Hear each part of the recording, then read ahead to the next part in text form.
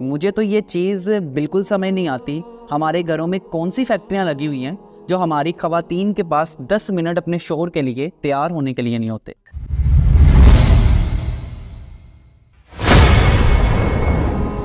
कहावत है कि जो औरत अपने शोहर के लिए सजना संवरना बंद कर दे, उसे अपने शोहर के देर से घर आने पर शिकायत नहीं करनी चाहिए।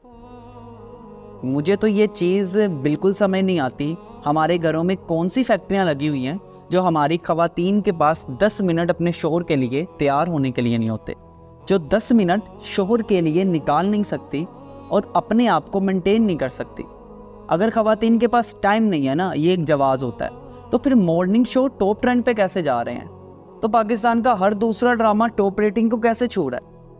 ये सब बस बहाने होते हैं। हर दूसरी औरत के पास फेसबुक और इंस्टाग्राम है, टिकटॉक हर दूसरी औरत चला रही है, लेकिन खुद को मेंटेन करने का टाइम किसी के पास नहीं है। गोया दुनिया के हर आर कबार के लिए हमारे पास टाइम है, लेकिन उस शोहर के लिए टाइम नहीं है जो सारी दुनिया की खाक छानता है हमारे लिए।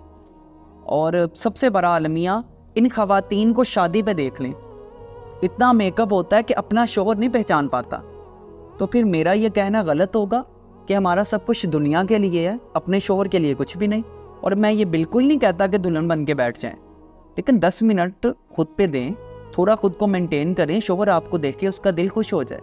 और नेक औरतों की सिफात में से एक सिफ्त ये भी है कि जब उनका शोहर उनको देखे तो वो दिल से खुश हो जाए।